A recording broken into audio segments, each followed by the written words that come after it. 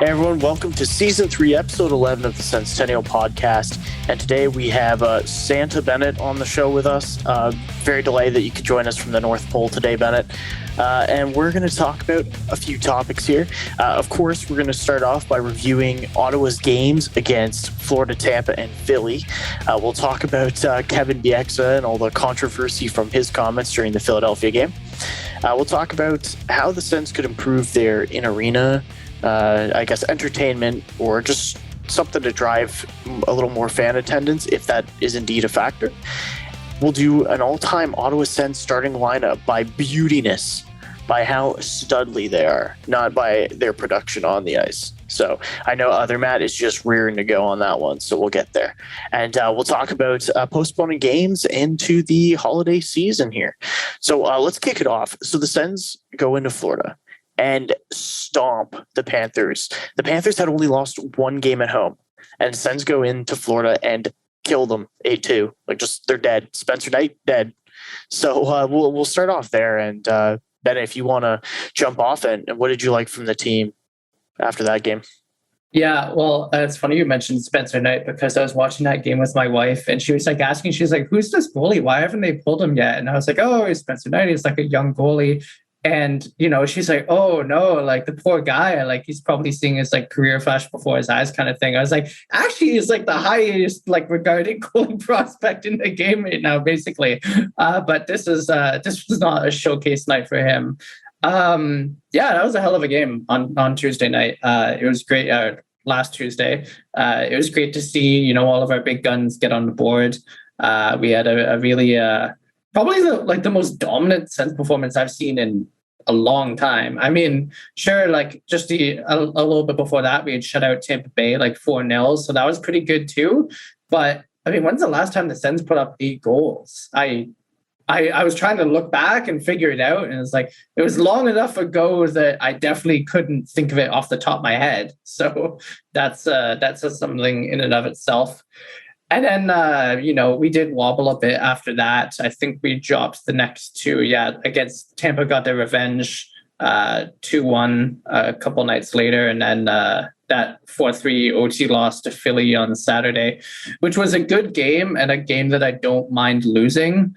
Yeah. Although I think we really shot ourselves in the foot there, just running Chabot into the ground and then sticking him out for overtime when he was clearly just fucked.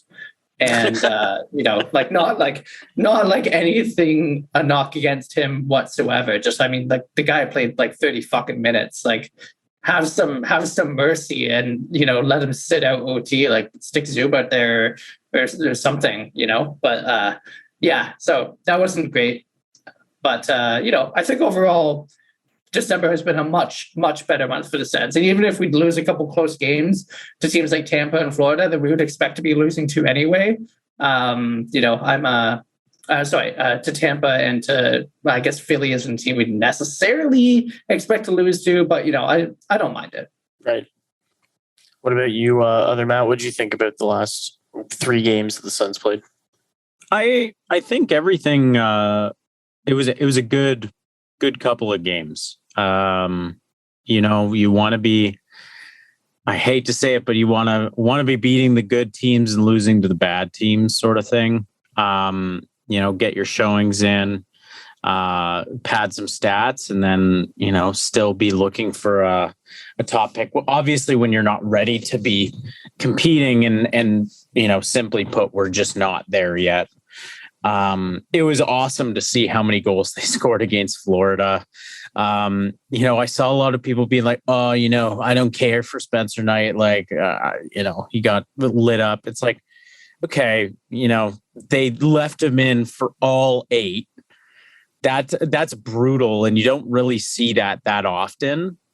To Luongo, right? He was the last goalie that got shelled and they just kept him in there. It was either him or Price. I remember it being a pretty significant thing. But yeah, I feel for the kid. But it was nice to see the Sens all octanes on, and then you come up against come up against the Tampa Bay Lightning, who are a strong team, and you piss them off and you have a close game there. And I know penalties were really our downfall, or bad reffing, one of the two. And then, Philly, Forsberg let in a bit of a crappy third tying goal, and we lose in an OT, and it is what it is. It's still learning, and that's sort of how I like to see it. For sure. And I actually think that game where the Sens lost 2-1 against Tampa, I think that was one of their most complete games this season. It's not really often where you can put in like that kind of performance against a Stanley Cup contending team, a team that's won back-to-back cups. Because the last time the Sens played Tampa Bay, they were playing against Elliott. They weren't playing against Vasilevsky. So, for Forsberg to only give up 2, for the Sens to, get 1, you'd wish obviously they could score more than 1, but to have it that tight of a game and the atmosphere of that game, it really felt like a playoff type matchup. Yeah, it was really cool. And I definitely think that the Sens put everything they could into that game. And yeah, that was pretty great to see. When it came to the Philly game, I think, it already came up. Forsberg looked a little shaky at times. I can't really give him too much crap. Guy has definitely been playing a hell of a lot better in December and is the reason for at least a couple wins, I think.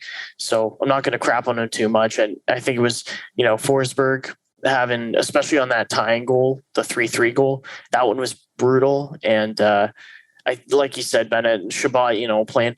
I personally don't mind having Chabot play 30 minutes. I think he can still play fine. But I think when you leave him out for like 2 minutes straight in overtime, okay, then you're kind of that's you're going to shoot yourself in the foot that way. It's not good asset management. Like you want to be able to spread out your lineup a little more, and I find DJ doesn't really do that well. And I mean his options aren't great. Like if Zub is your second guy there, great, I guess. Like he's not great offensively. Like he's going to be a strong defender and like move the puck out of the zone. But, that's where you really want a guy like Brandstrom who can quarterback that the next 3-on-3 unit. But yeah, although I think on a second unit of Batherson Stützle, like having a guy like Zub playing defense isn't a bad idea. Not that Stützle or Batherson are bad defensively, but just more so like those guys are high octane offensive guys. And I don't mind seeing a guy like Zub play behind them because those 3 players in general could generate offense, even if Zub isn't, the go-to guy in those 3. But yeah, and I think we should talk about Chabot finally getting his first goal of the season against Tampa. And man, that was a nice one. Absolutely just walking McDonough and scoring. And I believe later in the game, he walked McDonough again or somebody did. And I was just like, man, McDonough. Yeah, I can't imagine he'd be too happy about that. No, so that was a bad game for McDonough, 100%. So, but hey, it was nice to see Chabot get in there, get a goal, and won't complain about that one. But yeah, thoroughly deserved for him. Yeah. Speaking about Chabot, let's get to a bit of the controversy that arose when during the first intermission against the Philadelphia Flyers, Sportsnet decided to have a great bit, just splendid. Sens fans loved it, where Kevin Bieksa criticized Chabot's play and said he didn't watch the Sens much, but then criticized Chabot for one period of play. And do you even think he watched like the entirety of the game? Or well, hey, there wasn't much hockey on. There were like 5 games postponed that night. That was like half the games in the league were postponed for that day.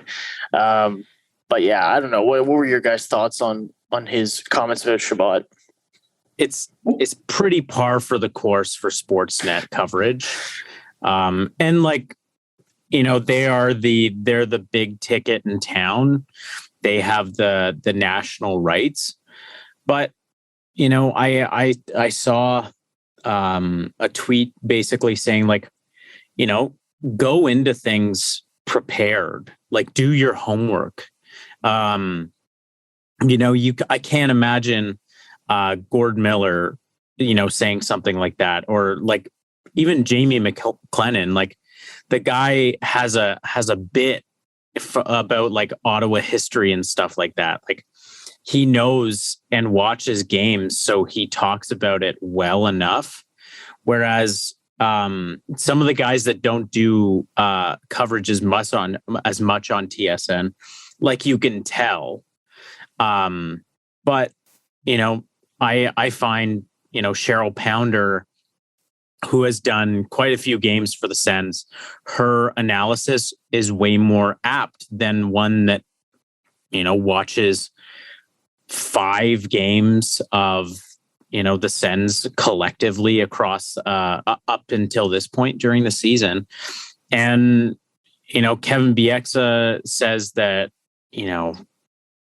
Chabot gives his coach a lack of sleep and stuff like that. And it's not a good look, especially considering you're talking about one of the best defensemen in the league, especially how good he's been in the last 5 games.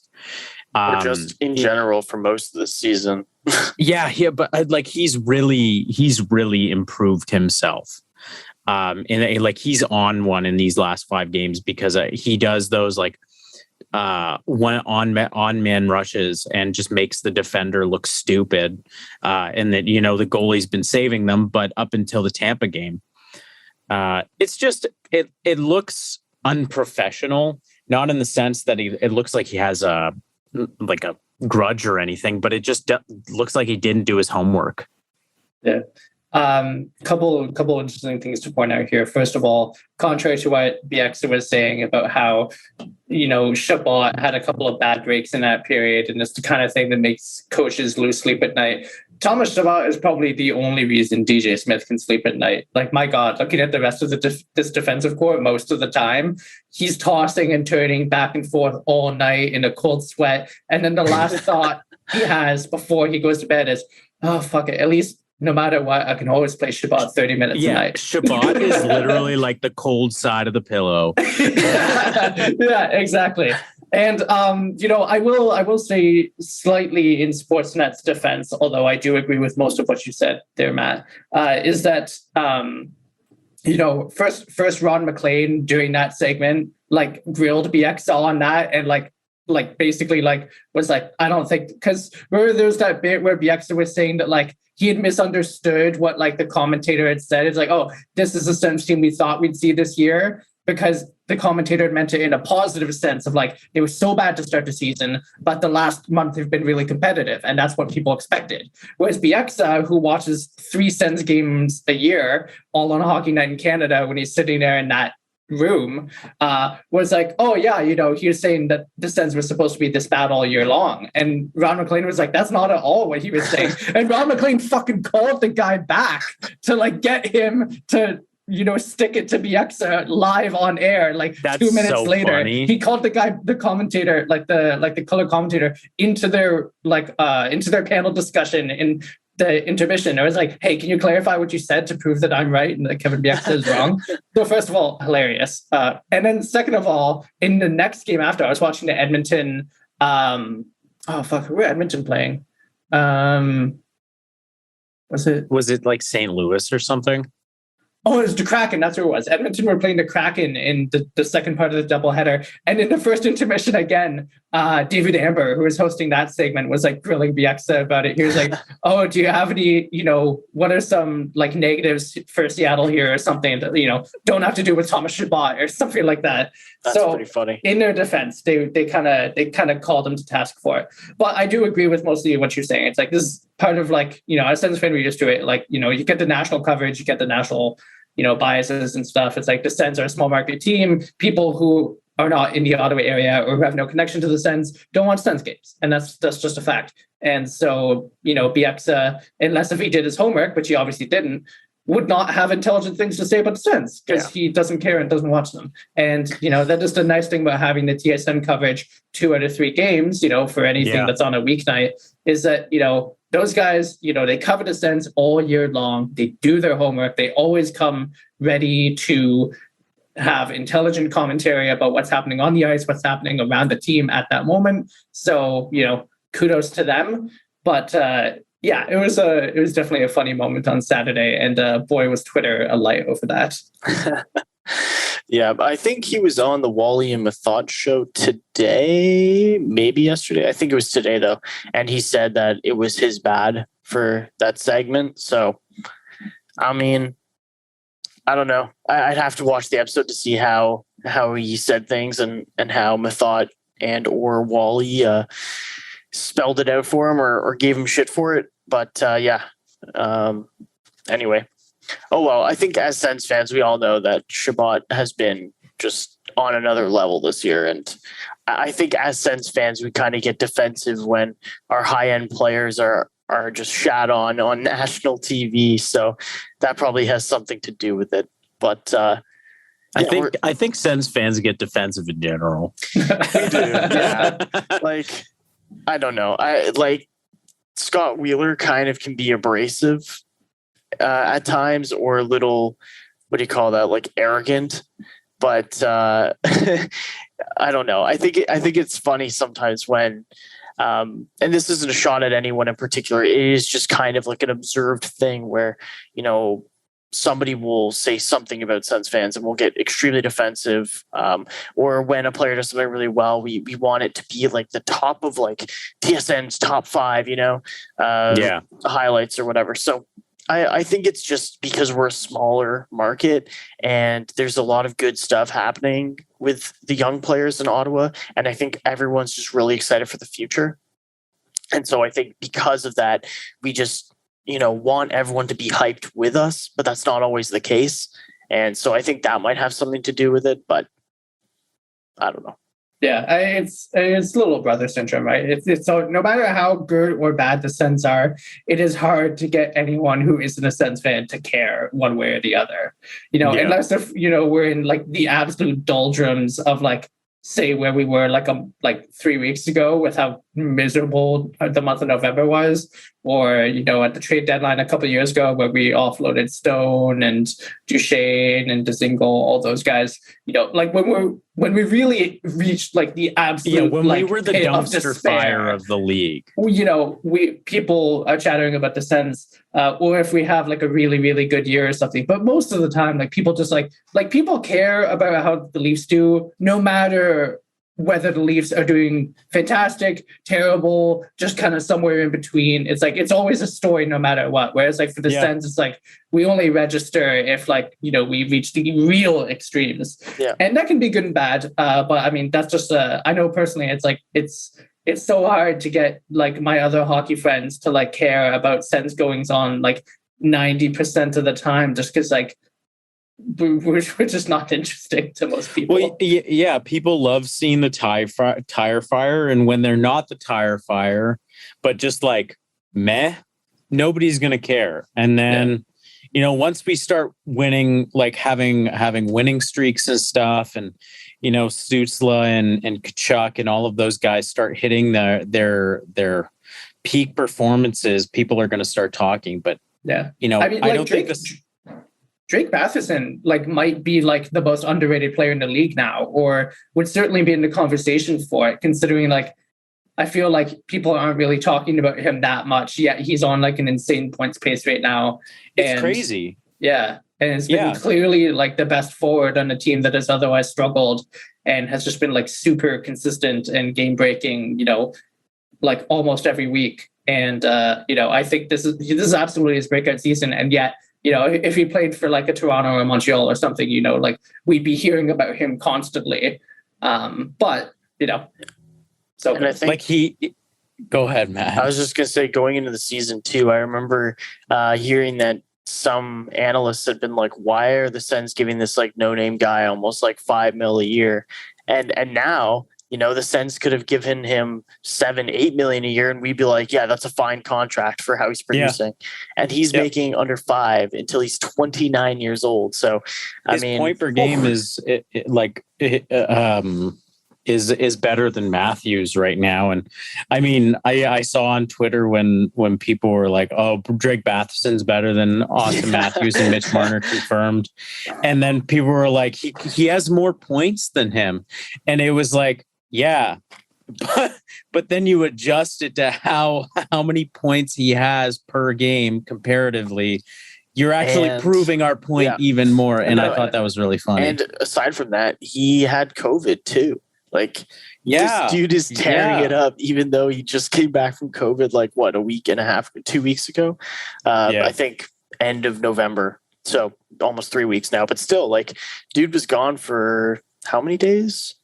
10, and then comes back in and is like, oh yeah, it's not like I missed anything. Let's go back to scoring a bunch of goals and getting assists. And yeah, he's looked fire. So but agree with you on that one.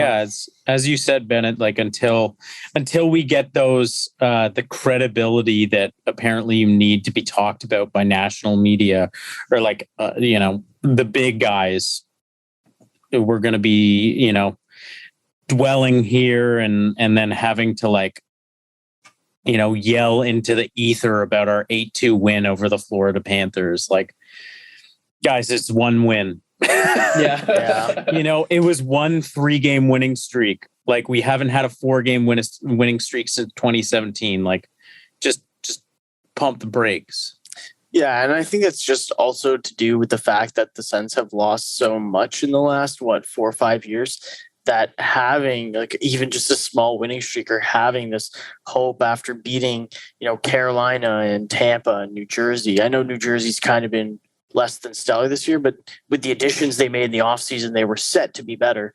You beat them and then, shut out Tampa 4-0 and then go into Florida and beat them 8-2. Like, that's nothing to scoff at. Even the 2-1 loss to Tampa, you're like, guys, Ottawa was in that game the entire time, and you could argue that Ottawa was driving the play for more than 50% of the game. Like, these are all really good stepping stones, and they're very positive signs. But yeah, like, it's not the time to get all like high and mighty and hyped up and be like, yeah, look, like the Sens are better than your teams. It's like, hey man, even really good teams have bad nights, and let's just wait until those good teams are going to be in the playoffs and we won't be. So yeah. And honestly, it's just like, like we can be excited about those games for sure. But like, gloating about it is a bit different. I don't think that we've really earned any right to gloat about big wins like that when this team still has a long way to go before they're considered a solid playoff team with a chance to go deep. So like 3 decent weeks do not counteract like the absolute like abject dumpster fire that the month of November was. And it's like it's perfectly possible for these two things to be simultaneously correct, that 3 weeks ago the Sens were playing like absolute dog shit, and that 3 weeks later, where we are now, the Sens are actually playing pretty well and are looking good. That the two do not necessarily cancel each other out. They are both a part of our record, and at the end of the season we'll see exactly where that record takes us. Yeah. I mean, the one thing is that the Sens did have like X number of COVID cases, which probably didn't help their November results, but at the end of the day, the games still count. They're still on the schedule as L's. So yeah. Do we need to consider the possibility? The biggest talking point at the end of November was Matt Murray getting sent down to the AHL. And we all stood here and said, and I stand by what I said, that Matt Murray was not the problem with the team at the time. And, we were losing those games. The goaltending was bad.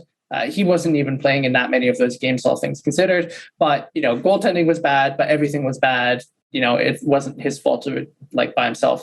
Ever since we sent Murray down to the AHL, the team has been playing better generally. I mean, not every single night, but generally the overall trend has been improving. I don't think they're necessarily related, but it is kind of like ironic that we all stood here and said Matt Murray is getting scapegoated. Like, yeah, he hasn't been good, but this isn't his fault. But then like we sent him down and immediately like Forsberg and shit started like taking off. It's like, oh. Yeah, but I mean, I'm going to stand by it because again, in November, a lot of the roster had COVID. a lot of these guys were out of the lineup, a lot of main NHL roster guys. Forsberg had a garbage November. Like, I don't think we should forget that Forsberg did not play well in November either. No, and neither did Gustafsson. None of them did. None of the goalies played well in November. And so, I still think that Matt Murray was definitely scapegoated. Now, the timing looks nice now when Forsberg's playing excellent. But I think ideally, because Gustafsson's kind of started to slow down now, I think you put him back in Belleville, bring up Matt Murray. Like, you're not looking to go for playoffs. You're looking for development. So Gustafsson's now had 2 seasons in a row where he's gotten a nice taste of NHL games. Like, I'd say put him in Belleville for the rest of the season. I know it'll take some time for the Ottawa guys to have some confidence in Matt Murray, but I think also Matt Murray needs to make sure that his team is at least able to rely on him and vice versa. And I don't know. I still think it was kind of a scapegoat move, but I think because of how absolutely, I don't disagree at all. I think how December has gone has just made people quickly forget and sweep it under the rug. So we'll see. I feel like they're going to call him up after the holidays. I would expect that. Like, they're not going to let him rot away in Belleville. They kind of have to. I think he's only played 2 games, and won one of them. Like, and now he's injured too, right? Didn't he injure himself? No. He hurt him. COVID down there too. Yeah, so he hurt himself in pregame, but he still ended up playing. It wasn't like I'm now out for a week type injury. It was just like pulled something, had it checked out. It was just like, I don't know, whatever. Came back, he was fine. So, yeah. Anyway, nothing to see here, folks. It's definitely not tenable in the long term for him to be there. They have to pull him back out sooner rather than later. It makes the team look ridiculous to have their ostensibly their starting goalie who's on $6 million plus a year wasting away in the minors. I mean, it wasn't a good look for the organization when they did it, and it still continues to not be a good look. So they will eventually have to bring him back. It'd literally be like a Corey Schneider 2.0. Yeah. Yeah. So, all right. Well, let's talk about how the Sens could make their games a little more entertaining. We don't have to touch on it too long because I know it's not like a topic that's really pressing or something that's on the agenda of a lot of people in the market. But, we look at attendance, and yes, I know, obviously, COVID plays a role in that, but beyond that, how do you guys think that they could improve the atmosphere in games to actually have people drive out to the CTC? And I know I'm streaming from the CTC right now. It's cold out, but we're out here. It's all good. How could they drive fan engagement and just in general fan attendance and just, I don't know, improve the experience at games? One of the things that I've been really pushing for is using their Jumbotron more for fan participation stuff.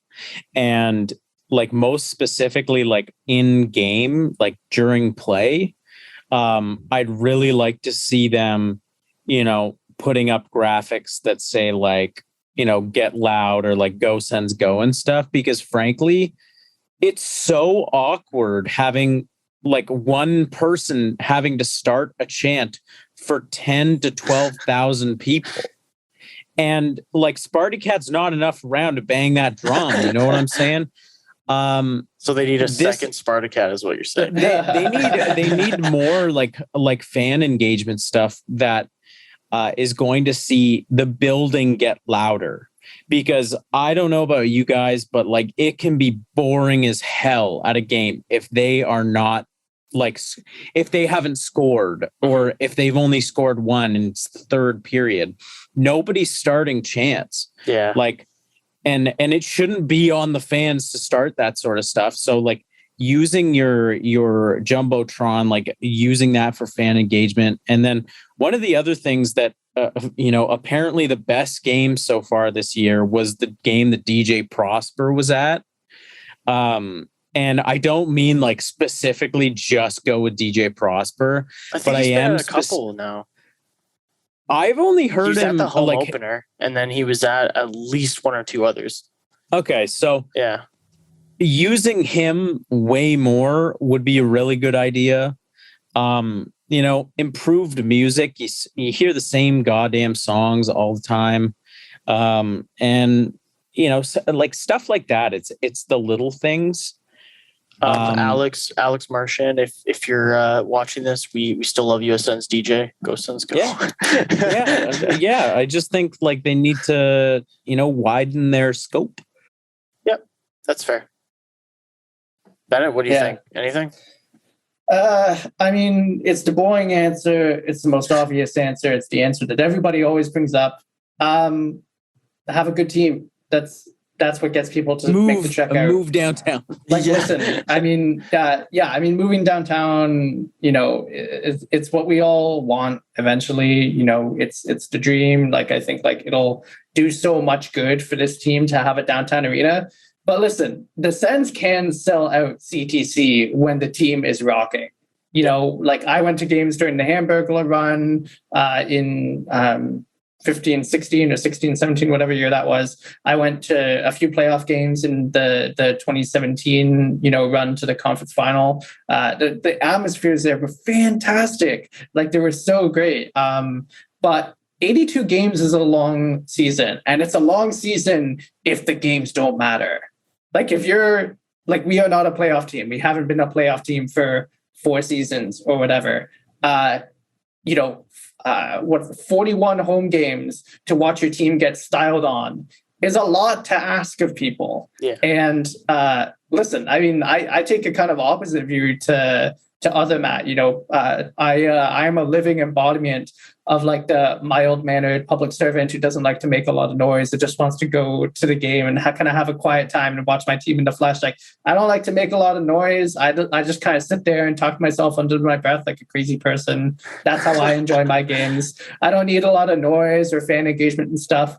But listen, when the team is good, people go, and people will deal with the bullshit of driving out to Canada and waiting 30 minutes to get out of the parking lot and all of that stuff if they can come and watch their team be good. Yeah. And honestly, I think like the fact that it's a pandemic, the fact that the team are mostly bad, the fact that the arena isn't close to downtown, it's like all of these things considered together are like why we're in the situation that we're in. And, I think some and or all of those things have to change.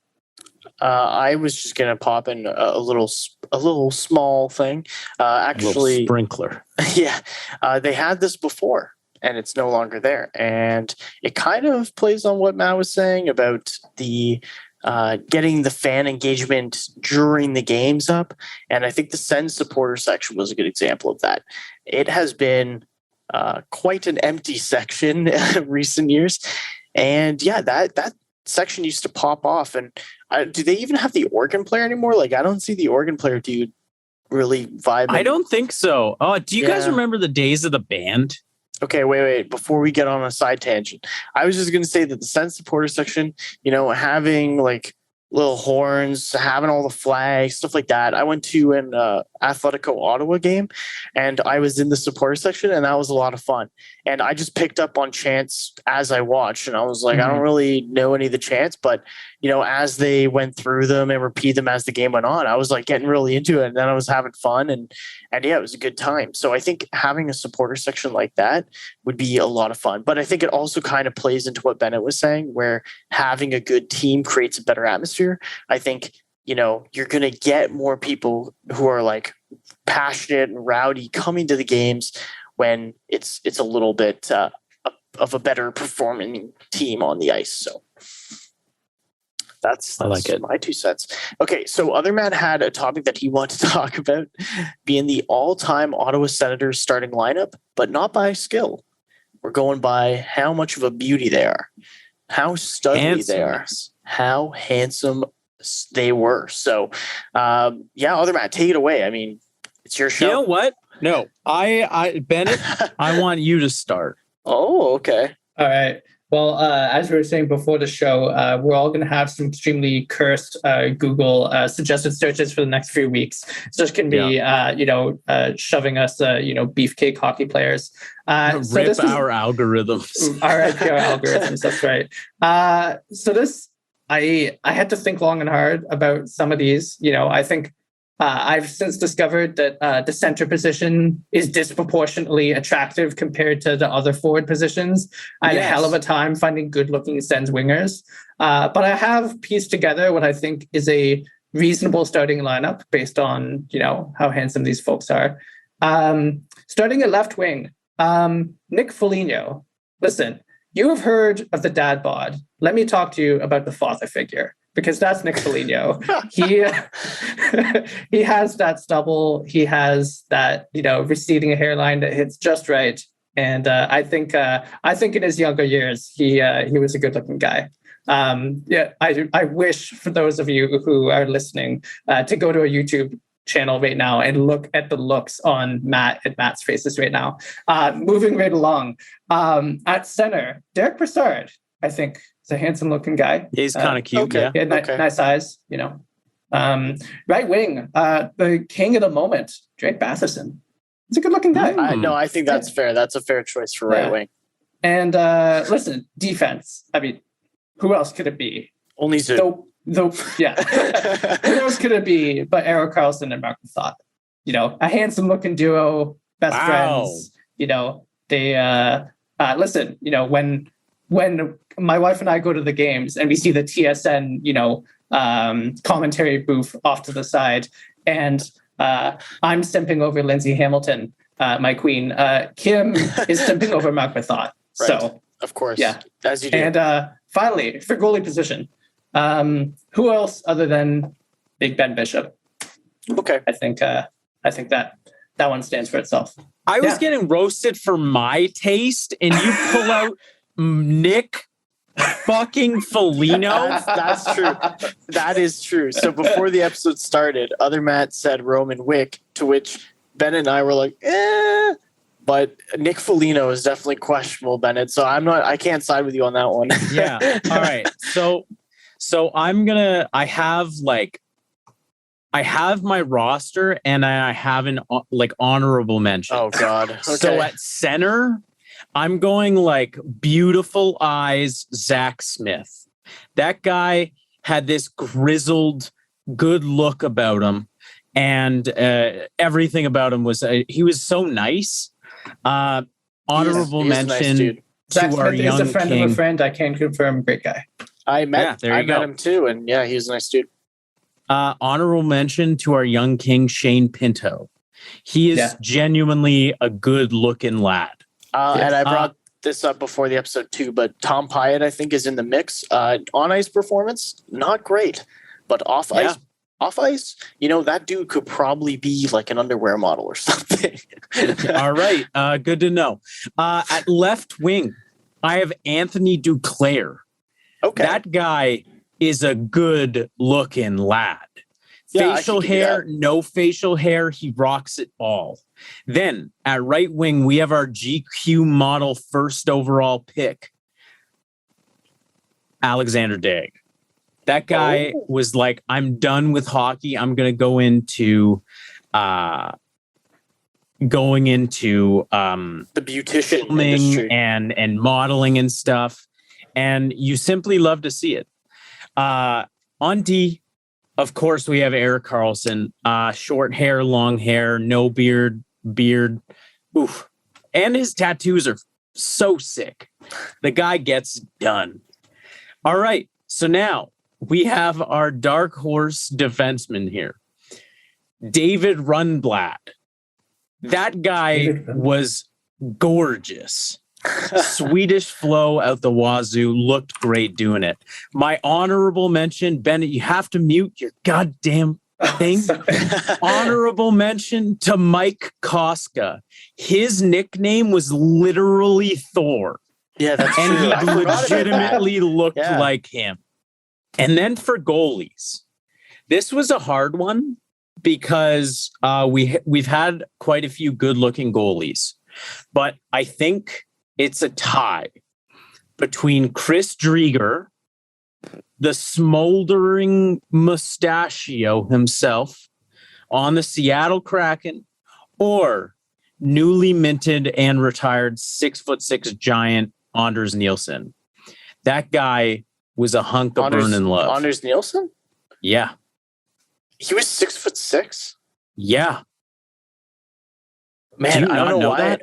No, He was I mean, huge. I get he was. You're right, but I don't Yeah. know why I didn't think you 6'6". Anyway, Yeah, no, he was huge and 6'6", like mad tattoos and just like good looking lad. And he brought like all of this positivity to the team, wanted to get involved with like LGBTQ stuff in Ottawa and really push for that. And, I think that's my like top, like my roster for handsomest lads of the Ottawa Senators. yeah. I mean, I didn't really make a list because I wanted you guys to take it away, and I was just going to throw some input in. But I think Timmy Stu deserves a look on that left wing. So I know he's now playing center, but the bulk of his time, about it. Yeah. Yeah, I think he'll definitely grow into his looks a little bit. Yeah. He still looks a little bit like a 19-year-old right now. But he Yeah. is. Oh my God, guys! Thanks for making me sound like a creep. I just mean that the dude, he's a handsome lad. Yeah. As he ages, he'll, Anyway, so I just think he deserves a spot, even though it's recency bias. He deserves at least an honorable mention. But yeah, I would have said Pinto in there too. I don't know. I can't really disagree with you guys much. I don't have anything else. I can definitely disagree with a lot of what Benet said. I'm not going to lie. When you said Foligno, I'm like, okay, maybe, if Marcus Foligno had played for the Sens, I could understand that. He's definitely, of the two brothers, the better looking one. But, Benet, it's okay. We all have maybe some feelings for guys who are a little bit rougher around the edges and a little more gritty at heart. So, I don't fault you for that. I did not peg you for like a Ben Bishop type looking guy. I thought you'd be like a rugged lad, but then, Yeah. Well, I will say, I think the pickings at wing, like I said before, are like a little sparse, but I think I'm willing to stand behind the Nick Foligno pick. I think there's a certain kind of person out there that, a certain kind of his wife. He's the butter on their biscuit, Yeah, his wife. And Benet. Don't forget Benet. And Benet, yes, and Yeah. Benet. Yeah. All right, I really hope somebody comments on this part of the episode. Somebody needs to comment about whether Nick Foligno is a yay or nay in their books for looks. I gotta throw that one out to Twitter when we promote this episode. And Benet, make a Twitter poll. Yeah, Bennett's like asterisk is that it needs to be like pre-2009 Nick Foligno. No, I'm going to stand by what I'm going to stand by it, and I'm going to say no asterisks. I say, lunatic. All right. I think people should stand by what they believe in, and don't be ashamed. Well. Okay. Anyway, okay, so we'll finish it off kind of on a lower note. We're going to be taking a bit of a hiatus for at least the next couple of weeks. We do have, I think they're not canceled, the World Juniors will be on, so that's going to be something to look forward to because we won't have NHL hockey potentially for the whole holiday break here. We didn't really want to comment on the postponing of games, but more so just it is what it is. A lot of players are testing positive or in contact with someone who has. So a lot of games being canceled, so there won't be much Sens news. But and I think also the trade freeze for the holidays is happening in the next couple of days. So that happens too. And so not much on the way the Sens will be away for a bit. Ridley Gregg, Jake Sanderson, and Tyler Clevin will all be at the World Juniors, so we'll get to Levi Marilainen and Roby Urventi will be as well. And that's my bad. Yep. It's all good. I love our Finnish lads. And I'm gonna be watching it. So if you want some of your World Junior fill, check out our Twitter.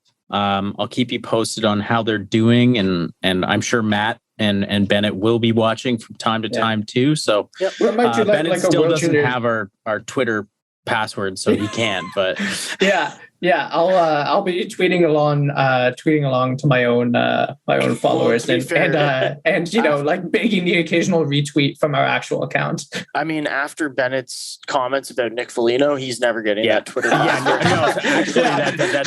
That's very fair. Our official podcast Twitter account will just become like me favoriting a bunch of like Nick Foligno thirst traps or something. Yeah, we'll have to really cut down on those. It's like Michael Delzato and Lisa Ann all over again, but it's just Bennett and Nick Foligno. Just me DMing Nick Foligno like 100 times. And he's like, okay, I'll come on the podcast. And we're like, no. Bennett just wanted to message you about how handsome you were. And then he's just like, that's kind of weird. But thank you. I'll still do the podcast. And Ben is like, no, you don't meet your idols. You're free, King. You're free. Yeah. Oh yeah, maybe we'll do like a World Junior recap episode or something. Just like once that's over. We'll do a Sens. I mean, everyone listening is like, okay, but yeah, we'll do like a Sens focusing on the Sens prospect. Yeah. All right, cool. Well, thanks everyone for listening. If you're watching this on YouTube, well, thanks for finding us on YouTube. Please subscribe and give us a like. I know we're small, we're trying to grow, so appreciate that. If you're listening on our podcast format, thank you very much. And as I just said, you can find us on YouTube as well. So go there if you like having the YouTube option, I guess. And so that's really it. Thanks everybody for listening. We really appreciate you. Follow us on Twitter, Instagram, Facebook, all that stuff at Senstennial or the Senstennial. Pretty easy to find us. And go Sens, go. Stay happy, stay healthy. Say hi to your families for us, and send your regards to Nick Foligno for us. We really appreciate that. Do all the weird stuff too. Yeah, and Merry Christmas, Happy Holidays. See you guys in the new year. All right, see you everybody. Let's go.